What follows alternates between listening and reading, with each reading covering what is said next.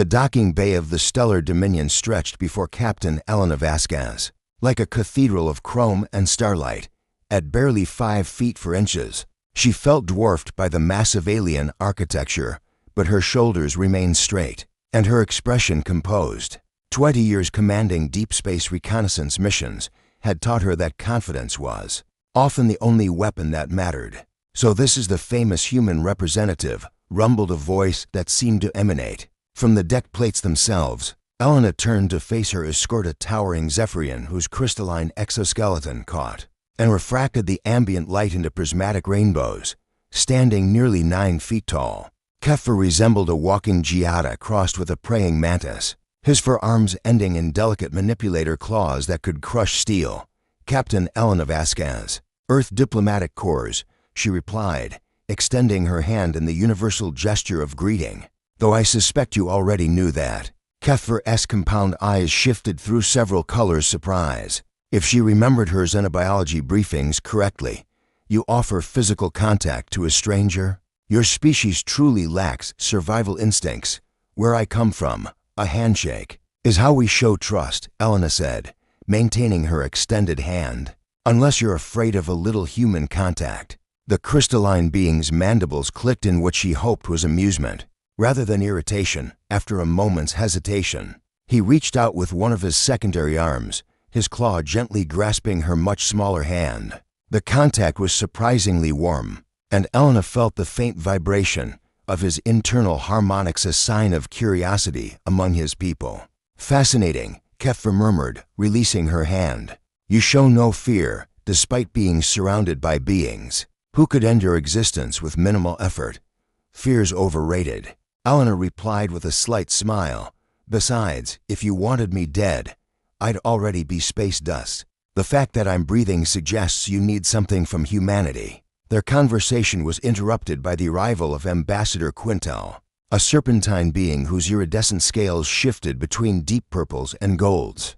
Unlike the imposing Zephyrian, the ambassador moved with fluid grace, his 6 arms gesturing in elaborate patterns that Elena recognized as formal diplomatic protocol. "Captain Vasquez," Quintel said, his voice melodic and precise, "welcome aboard the Stellar Dominion. I trust your journey from Earth was adequate." "It had its moments," Elena replied diplomatically. "Though I have to admit, your invitation came as quite a surprise. Last I checked, humanity wasn't exactly on the Galactic Assembly's priority list." "Circumstances change," the ambassador said, his tail coiling and uncoiling in a pattern that suggested discomfort. "Recent developments have made the Assembly reconsider certain assessments regarding your species." Elena caught the careful phrasing. "You mean you've realized we might be useful after all?" Kepha's harmonic vibrations increased, definitely amusement this time. "The human is direct, Ambassador. I find this refreshing after cycles of diplomatic obfuscation." "Indeed," Quintel agreed, though his scales had shifted to a more muted tone. "Captain, if you would follow me. The Assembly Council is eager to meet with you. Though I should warn you, not all members share Kepha's appreciation for human directness." As they moved through the corridors of the massive vessel, Elena took careful note of everything around her. The ship was a marvel of engineering. Organic curves blended seamlessly with geometric precision, creating spaces that felt both alien and strangely familiar. Crew members of various species moved about their duties, most casting curious glances at the human in their midst. "How many species are represented on this ship?" Elena asked as they passed a group of beings that looked like walking coral formations. 47 distinct species from across the galaxy," Quintel replied with obvious pride. "The Stellar Dominion serves as both flagship and symbol of galactic unity, under the Assembly's guidance." "Impressive," Elena said, though she noticed the careful way certain species gave others a wide berth, and everyone gets along perfectly. "I'm sure unity does not require uniformity," the ambassador said carefully. "Each species contributes according to their strengths and abilities." "And what exactly do you think humanity's strengths are?" Elena asked. The question hung in the air as they approached a massive set of doors decorated with symbols from dozens of worlds. Kepha and Quintel exchanged what might have been meaningful glances.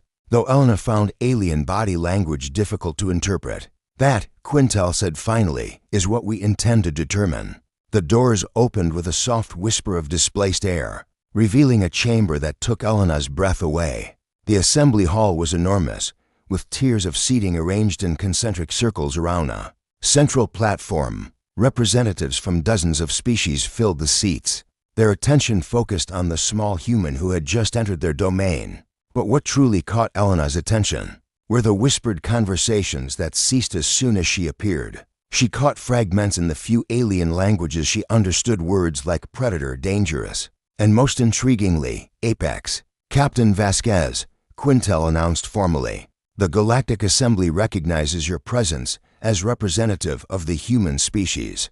Elena stepped forward onto the central platform, acutely aware of the hundreds of alien eyes focused on her. She'd addressed hostile governments, negotiated with pirates, and stared down the barrel of more weapons than she cared to count.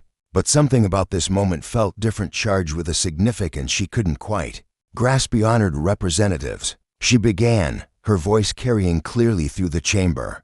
"Humanity is grateful for this opportunity to address the Assembly. We come seeking understanding, cooperation, and perhaps most importantly, the chance to prove that despite our recent rival on the galactic stage, we have something valuable to contribute." A ripple of what might have been approval moved through some sections of the audience, while others remained pointedly silent. Elena noticed that the largest and most intimidating species seemed to be watching her with particular interest.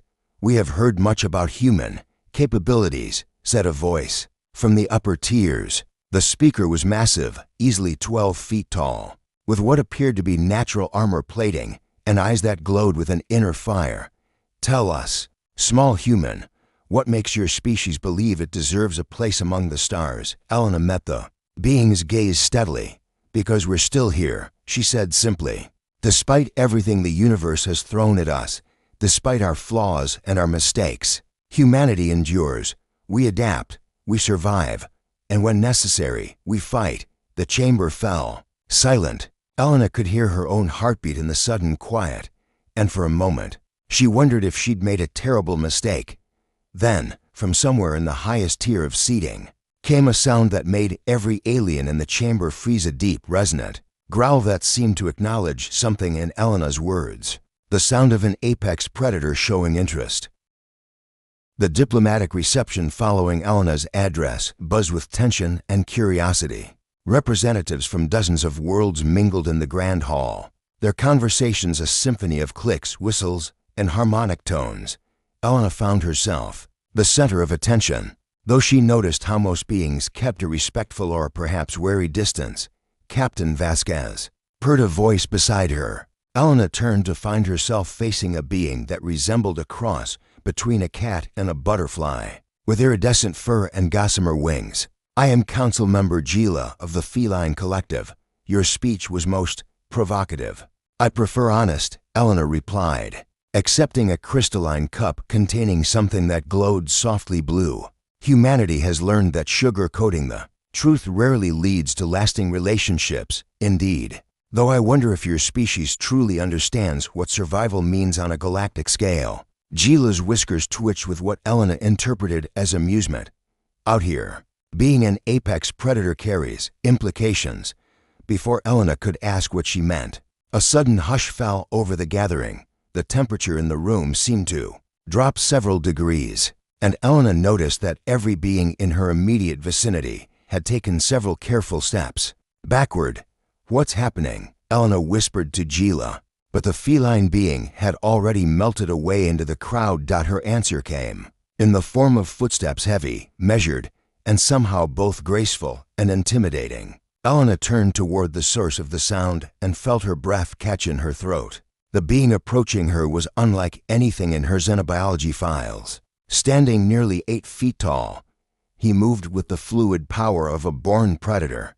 His form was vaguely humanoid, but built on an entirely different scale, broad shoulders tapering to a narrow waist, long limbs that spoke of both speed and strength. His skin was deep obsidian, marked with intricate silver patterns that seemed to shift and flow in the ambient light.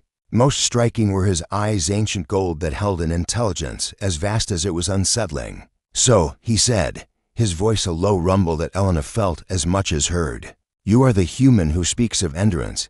Elena forced herself to stand straighter, meeting those golden eyes directly. "Captain Elena Vasquez," she said, extending her hand as she had with Kepher, "and you are for a moment." The being simply stared at her outstretched hand. Round them, Elena could hear the sharp intake of breath from various species. Apparently, offering to shake hands with this particular alien was either incredibly brave or incredibly stupid. "I am Raxthul," he said finally, reaching out with a hand that could have easily encompassed both of hers. His fingers were long and elegant, ending in what appeared to be retractable claws currently sheathed. "Primary hunter of the void. Stalkers, first among the Apex Council." His touch was surprisingly gentle, and Elena felt a strange warmth where their skin made contact. "A pleasure to meet you, Raxthul. Though I'm guessing from everyone's reaction that this isn't a typical social encounter." Raxthul's expression shifted. She caught the barest hint of what might have been a smile. "The Void Stalkers do not typically engage in social encounters, as you put it. We are what your kind might call the monsters that other monsters fear. Everyone needs friends," Elena said with deliberate lightness. "Even monsters."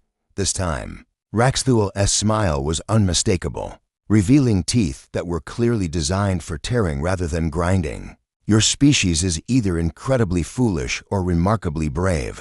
I find myself curious to determine which." "Why not both?" Elena suggested, and was rewarded with what sounded suspiciously like a chuckle. "Indeed.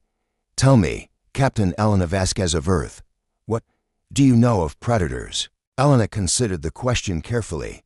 Round them, the reception continued, but she noticed that a wide circle had formed with her and Raxthul at the center. "I know that true predators don't waste energy on unnecessary displays of dominance. They're efficient, patient, and they understand their place in the ecosystem. And you believe humans are predators? I believe humans are whatever they need to be to survive," Elena replied. "We were prey once, hiding in caves from things with bigger teeth and claws. But we learned, we adapted, and eventually, we became the hunters instead of the hunted." Raxthul circled her slowly, his movement reminiscent of a large cat sizing up potential prey. Elena forced herself to remain still, though every instinct screamed at her to run. "You show no fear," he observed. "Unterrified," Elena admitted. "Honestly, but fear can be useful if you don't let it control you." "Wisdom," Raxthul murmured, stopping directly in front of her. "You interest me, Elena Vasquez. Your species was contacted by the Assembly not for your technology or your resources, but for your potential." "What kind of potential?" "The galaxy faces a threat that conventional warfare cannot address, an enemy that adapts to energy weapons, that phases through physical barriers, that feeds on the very essence of reality itself." His golden eyes seemed to burn with intensity. "The Assembly believes humanity might possess the necessary flexibility to help combat this threat." Elena felt a chill that had nothing to do with Raxthul's predatory presence. "And what do you believe?" "I believe," Raxthul said, his voice dropping to barely above a whisper, "that humanity's greatest strength may also be its greatest danger. You are apex predators who have not yet realized what you are. Is that why you're talking to me? To help us realize our potential, perhaps, or perhaps I simply find myself drawn to another predator who understands the weight of standing at the top of the food chain." There was something in his tone that made Elena look at him more closely, a hint of loneliness that resonated with something deep in her chest. "It can be isolating," she said softly, "being the thing others fear." Raxthul's eyes widened slightly, and Elena realized she'd touched on something significant. "You speak as one who knows. Command is lonely, regardless of species," Elena replied. "When you're responsible for making the hard choices, for being the weapon others point at their problems, it's easy to forget that you're more than just a tool." The silence that followed was charged with understanding. Round them, Elena was dimly aware that the reception was continuing, but her focus was entirely on the ancient predator before her. There was something about Raxthul beyond the obvious physical power, beyond the reputation that clearly preceded him that called to her. "Walk with me," Raxthul said suddenly. there are things you should see. If you are to understand what the assembly truly asks of your species. Elena nodded, and together they moved through the crowd.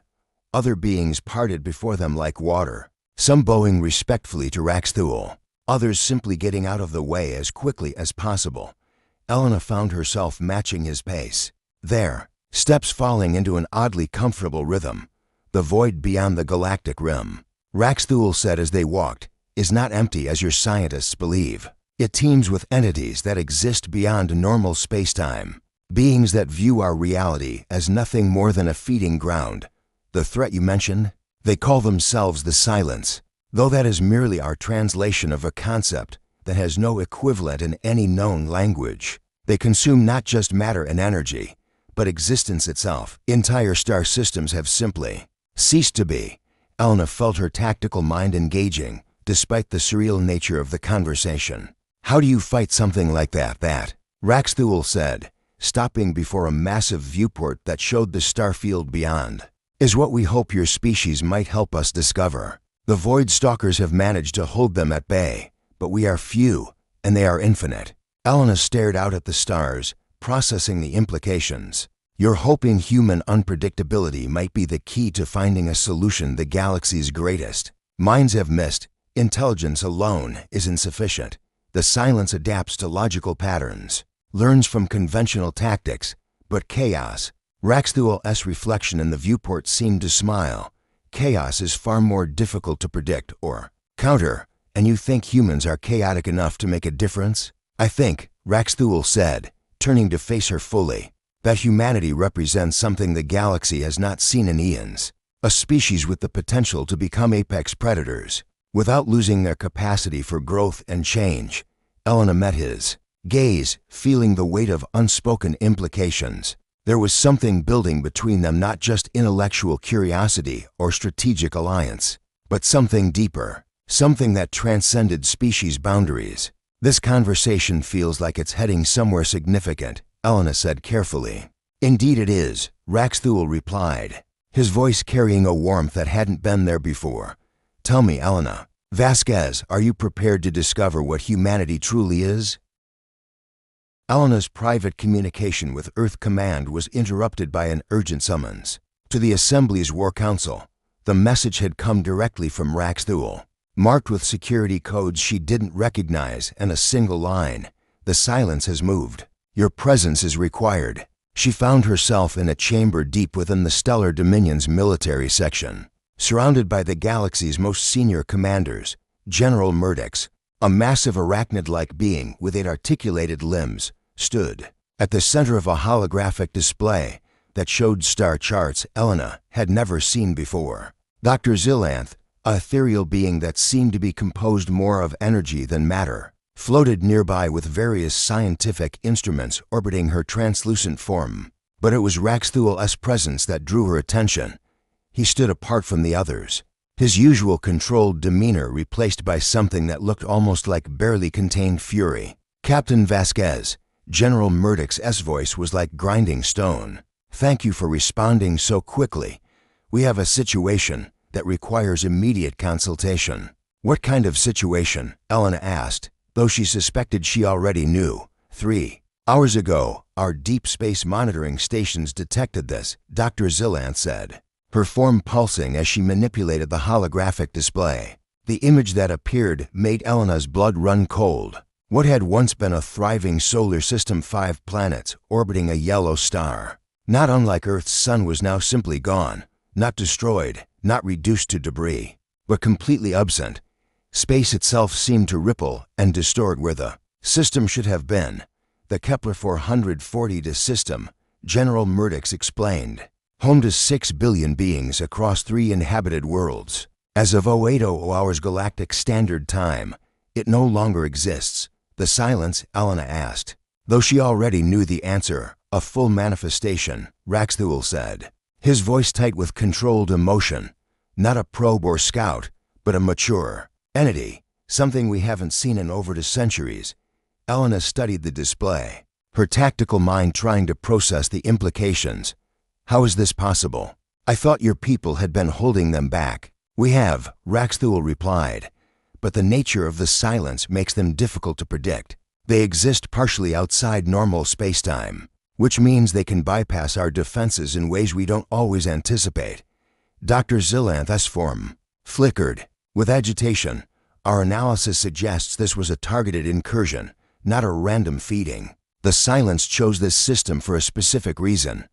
What reason? Elena asked. General Murdoch manipulated the display, showing a series of data streams. The Kepler 442 system was one of our primary research facilities for studying silence technology. We had recovered artifacts from previous incursions, materials that we believed were safely contained.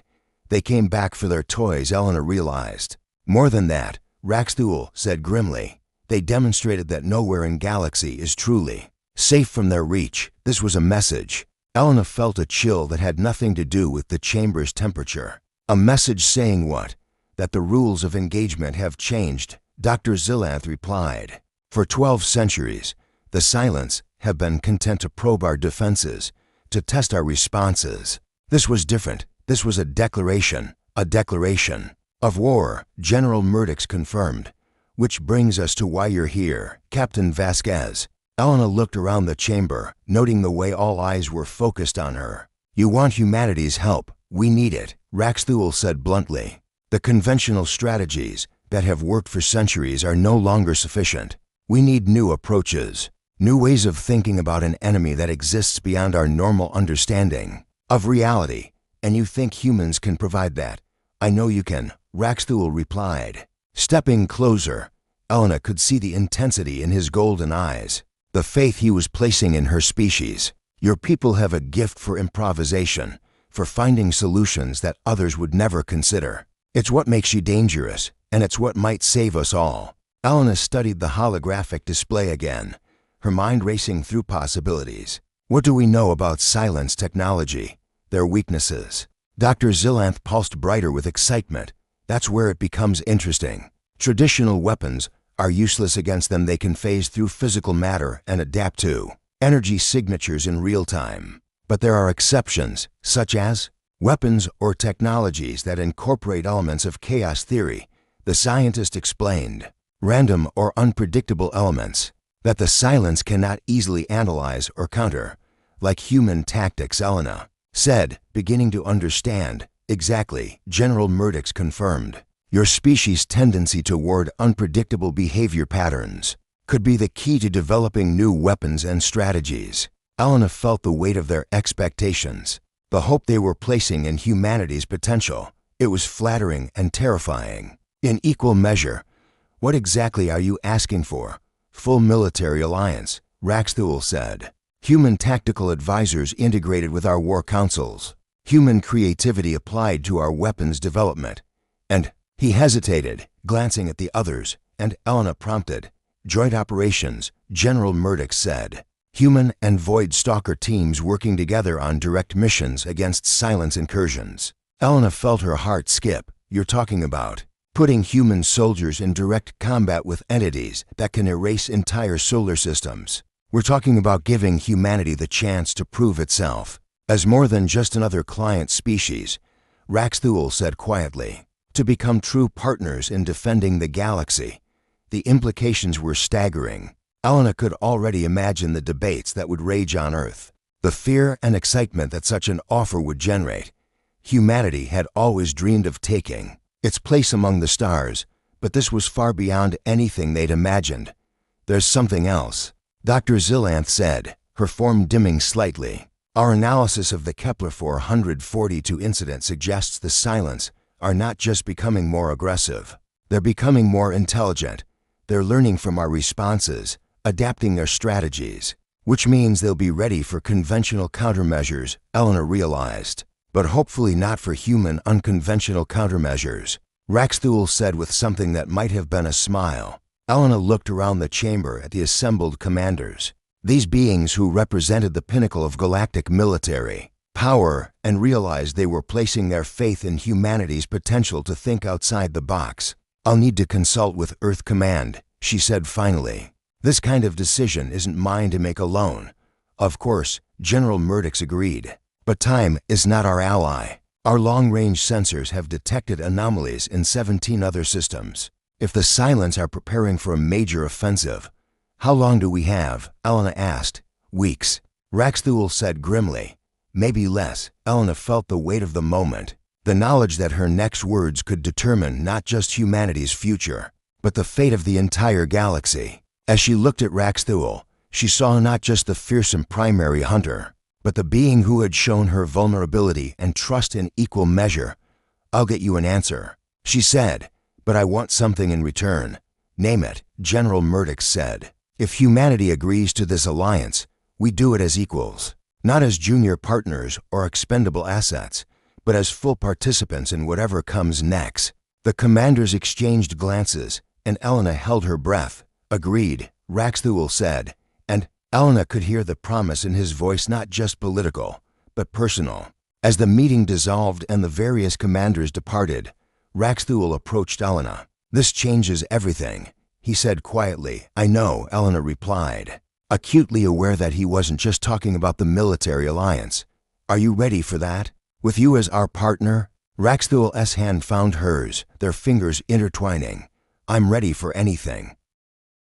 3 days had passed since Elena's first encounter with Raxthul, and she found herself thinking about the enigmatic Void Stalker. Far more than diplomatic protocol probably warranted. Their conversations had become a daily occurrence, each meeting revealing new layers to both the galactic situation and to Raxthul himself. This morning, she'd received an invitation to join him in what he called his contemplation chamber, a private space aboard the stellar dominion that few beings had ever been permitted to enter. Elena found herself in a corridor she'd never seen before, deeper in the ship's structure than her security clearance should have allowed. The walls here were different organic curves that seemed to pulse with a faint bioluminescence, creating an atmosphere that was both beautiful and slightly unsettling. You came. Raxthul's voice emerged from the shadows ahead. Did you think I wouldn't? Elena asked, continuing forward until she found him standing before a door that seemed to be grown rather than built. I hoped, he admitted, and something in his tone made her look at him more closely. In the soft light, the silver patterns on his obsidian skin seemed more pronounced, and she realized they weren't tattoos or markings, but some kind of natural bioluminescence. The door opened at his touch, revealing a space that took Elena's breath away. The chamber was circular, with what appeared to be living walls that curved up into a domed ceiling. Bioluminescent nodes provided gentle illumination, but the most striking feature was the flora transparent surface that offered an unobstructed view of the stars beyond.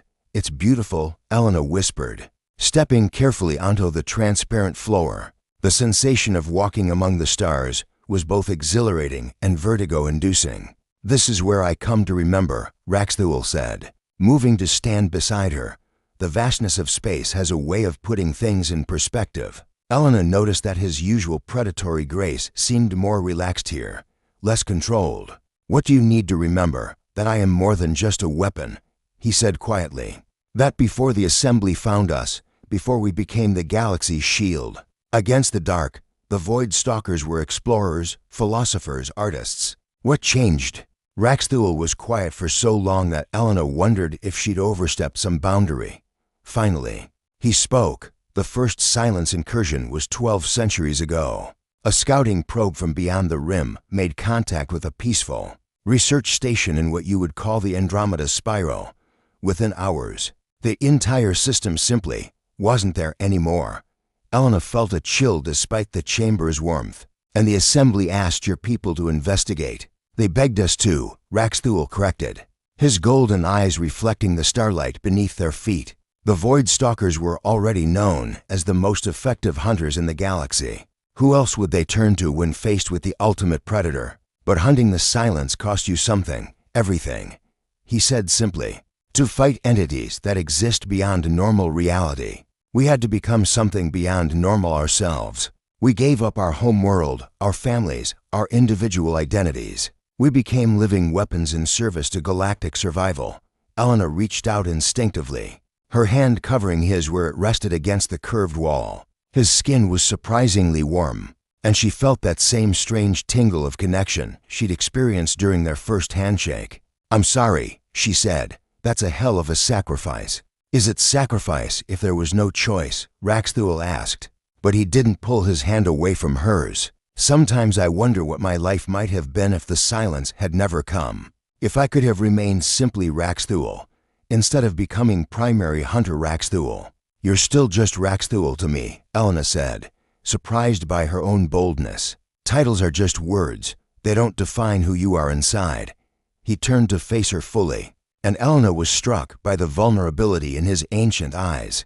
"You see me differently than others do.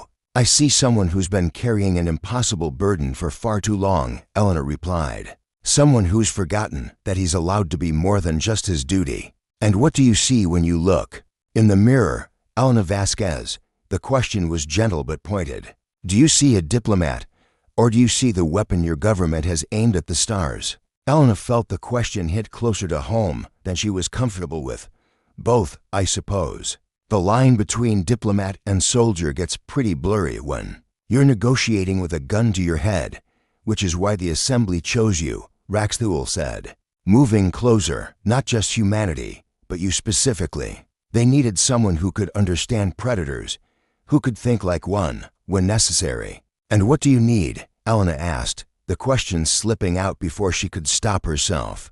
Raxthuel's expression shifted, something raw and honest flickering across his features. "I need to remember what it feels like to be seen as more than a monster, to be wanted for something other than my ability to kill." The honesty in his voice made Elena's chest tighten. Without thinking, she stepped closer, her free hand coming up to rest against his chest. She could feel the steady rhythm of his heartbeat, proof that despite his fearsome reputation, he was as alive and vulnerable as anyone else. "You're not a monster, Raxthuel," she said firmly. "You're someone who made impossible choices to protect others.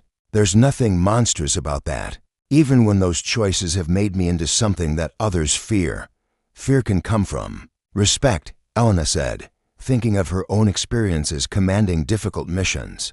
"The beings who step back when you enter a room, they're not just afraid of your power. They're in awe of someone who willingly took on burdens they couldn't handle themselves." Raxthuel's hand came up to cover hers where it rested on his chest. "You have no idea what you're saying, Elena. The things I've done, the compromises I've made in the name of galactic security. Do you regret them?" "No," he said immediately. "I would make the same choices again if necessary."